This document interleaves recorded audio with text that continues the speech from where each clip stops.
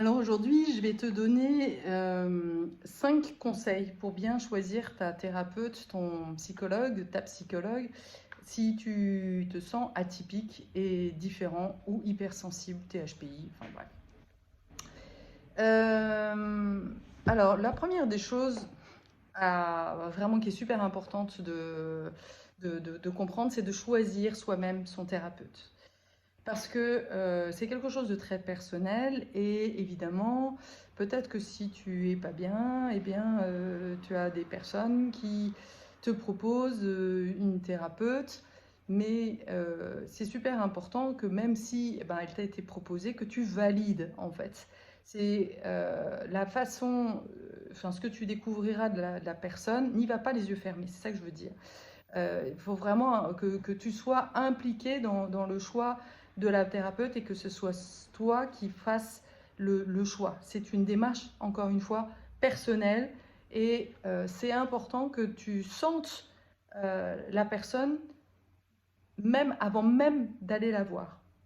Il y a, tu es hypersensible, tu as un instinct de ouf, même si peut-être dans ta vie en ce moment tu as l'impression que ça te mène à faire des conneries ou à vivre des choses terribles, mais en réalité tu as un instinct de malade.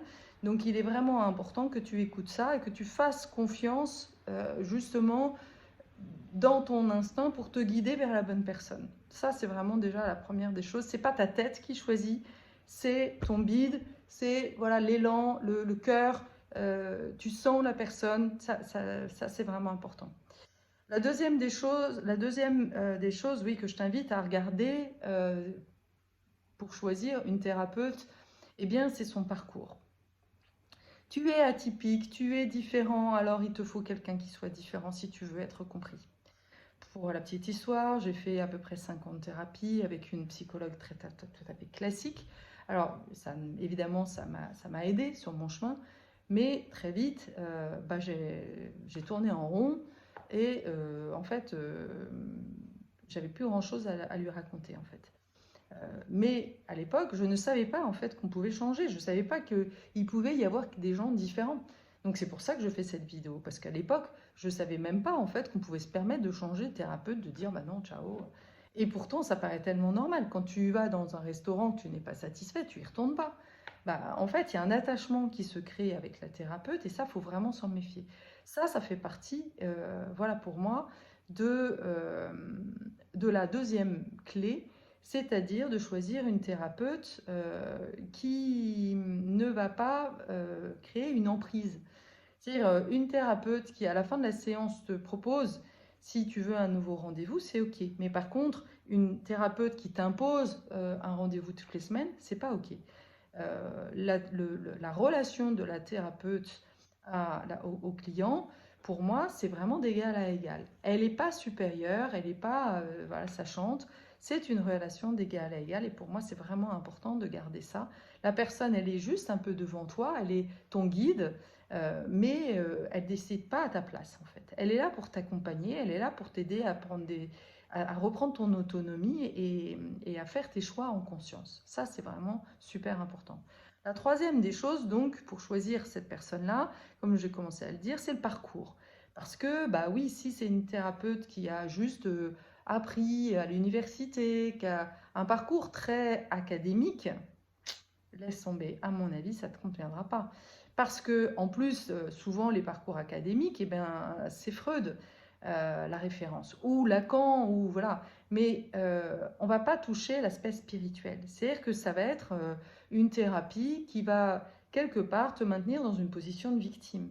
Tu n'évolueras pas et tu tourneras en rond, comme je l'expliquais juste précédemment, très vite. Et voire même, tu tomberas sur une personne qui ne sera pas capable en fait de comprendre ta différence, qui jugera peut-être tes positions et qui peut-être très certainement essaiera de te ramener sur le droit chemin. Je ne connais pas beaucoup de thérapeutes comme moi qui, quelque part, sont en écoute et en accueil vraiment total, par exemple, face à une addiction. Je ne juge pas cette addiction. Je suis même plutôt en empathie parce que nous sommes tous des addicts, en fait. Et c'est parce que moi aussi j'ai été addict que du coup je peux accompagner les personnes dans ce chemin-là.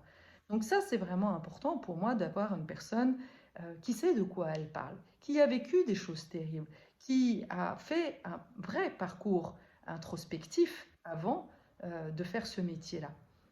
Ça, c'est vraiment hyper important. Aujourd'hui, ce qui est complètement hallucinant, c'est que les personnes qui sont diplômées sont des personnes qui ont le moins fait euh, un parcours initiatique, une vraie recherche intérieure et donc dans lequel qui risque le plus de projeter des choses sur toi, c'est-à-dire de te renvoyer que c'est toi qui ne vas pas, alors qu'en réalité c'est elle qui n'est pas en capacité. Et ça crée beaucoup, beaucoup, beaucoup de dégâts, ça. Donc ça, c'est vraiment hyper important d'avoir en face de toi une personne hyper ouverte, une personne qui a vraiment un parcours de vie, peut-être qui doit d'écouter ses vidéos, de l'écouter parler, de voir si son parcours résonne avec le tien. Très important. Évidemment, la quatrième chose, c'est de regarder les avis. Là, je t'apprends rien, ça paraît juste, mais c'est très symptomatique. La façon dont les personnes vont euh, témoigner en fait de la rencontre, de l'expérience avec la thérapeute, ben, ce sont des mots qui vont vibrer avec toi ou pas. Et si c'est juste, oui, cette professionnelle était très sérieuse, ça m'a beaucoup aidé, bon, c'est bien, mais enfin, bof, quoi, c'est pas génial. Toi, tu as besoin d'une expérience qui soit vraiment transformatrice, intense. Donc, regarde un petit peu les avis, si ça parle vraiment de quelque chose qui va toucher ton cœur et non pas juste rassurer ton côté mental. Très important. Et puis, en dernier lieu, bah, c'est un peu en lien avec le parcours, euh, mais c'est plutôt ton parcours à toi. C'est-à-dire l'expérience que tu vas vivre. Il y a le avant, d'aller voir la personne. Tu peux même l'appeler. Moi, je sais que j'ai plusieurs personnes qui m'appellent. Et voilà, si on me laisse un message ou on m'envoie un SMS, souvent je passe par le téléphone. On fait un premier entretien téléphonique. Ça permet de rassurer les personnes qui ont peut-être eu des expériences un peu douloureuses. Ça permet de sentir, voilà, de te préparer. Et c'est OK pour moi, c'est gratuit et il n'y a pas de problème. Mais au-delà de ça, il y a l'expérience que tu vis ensuite avec la personne. Comment tu te sens en fait dans l'échange? Est-ce que c'est fluide? Est-ce que voilà, tu te sens à l'aise? Est-ce que du coup, bah, tu es dans les meilleures dispositions pour vraiment te déposer? C'est indispensable. Il faut bien comprendre que d'aller voir une thérapeute, souvent, c'est pas rien en fait. On s'ouvre en fait à nos parts les plus vulnérables, donc on a vraiment besoin d'avoir en face de nous eh bien, une personne qui va avoir deux qualités principales. La première, évidemment, c'est l'écoute. L'écoute active, l'écoute du cœur et cette résonance en fait dont tu as besoin. C'est-à-dire que tu vas avoir besoin d'un miroir en face de toi, d'un miroir de quelqu'un qui va te renvoyer la meilleure version de toi-même. Donc là, c'est le côté féminin, le côté voilà, guérisseur, en fait, d'être vraiment accueilli dans l'amour inconditionnel. Indispensable. La deuxième des choses, en fait, dont tu as fondamentalement besoin pour être en sécurité et pouvoir vraiment faire un travail en profondeur, eh bien, c'est justement la sécurité. Tu dois te sentir en sécurité avec cette personne-là. C'est-à-dire que tu dois sentir que quoi qu'il arrive, en fait, elle saura comment faire, elle saura quoi faire, elle saura te réconforter.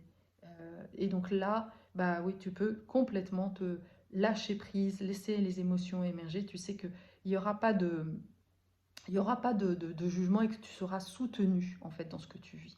Ça, c'est vraiment, vraiment important. Voilà, donc je pense que grâce à cette vidéo, ça te donnera un meilleur éclairage sur tout ce que tu peux aussi obtenir comme type de relation avec une thérapeute. Autre chose, petit bonus aussi. Euh, Ça fait pendant très longtemps, on a là aussi dans les écoles, on a expliqué aux thérapeutes et surtout aux psychiatres que c'était très important de maintenir une certaine distance. D'ailleurs, si tu as regardé la série Thérapie sur Arte, que j'ai suivie aussi, qui était très intéressante, ben, il y a vraiment le maintien de la distance qui est super important. Et d'ailleurs, à un moment donné, il dérape et donc on voit bien que ça apporte des préjudices. Mais à aucun moment, en fait, eh bien, il y a de contact physique. Et pourtant, pour moi, ça, c'est une grosse erreur.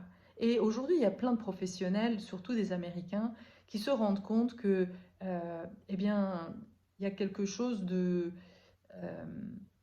de faux, en fait. C'était un mauvais conseil, en fait, de maintenir. Que, surtout quand on a des chocs, quand on a vécu des chocs traumatiques et qu'on n'a pas vécu, justement, un attachement sécure avec nos parents, eh bien, c'est super important d'avoir une thérapeute qui sait rétablir, justement, ce lien sécure et euh, ce contact, peut-être physique. Moi, je sais que ça m'arrive souvent de sentir que la personne, elle est tellement coupée de ses émotions que la meilleure façon, en fait, de la rouvrir à ça, aux sensations, eh ben, c'est de lui toucher. Peut-être déjà simplement lui toucher la main, lui faire un massage. Voilà, je passe par des choses sensorielles.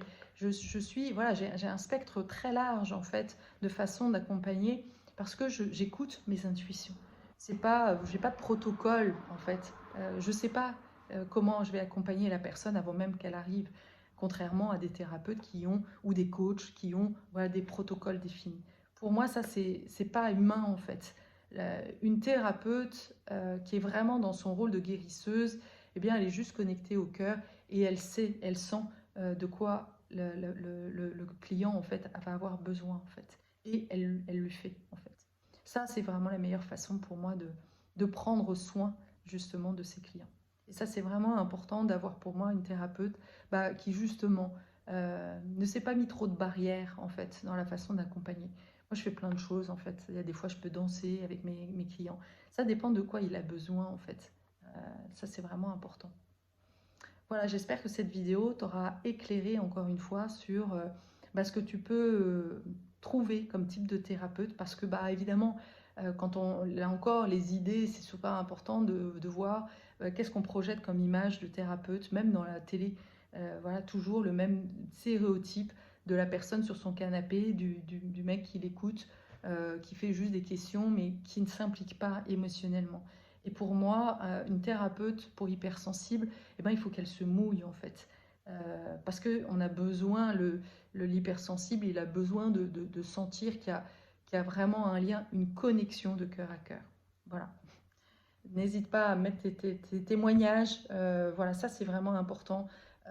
Aussi, si tu suis cette chaîne, n'hésite pas à parler de tes témoignages, de tes déceptions, justement, tes expériences ratées avec des thérapeutes pour que tu puisses, pour que les autres puissent savoir que voilà, c'est pas une obligation, tu peux vivre autre chose. Voilà.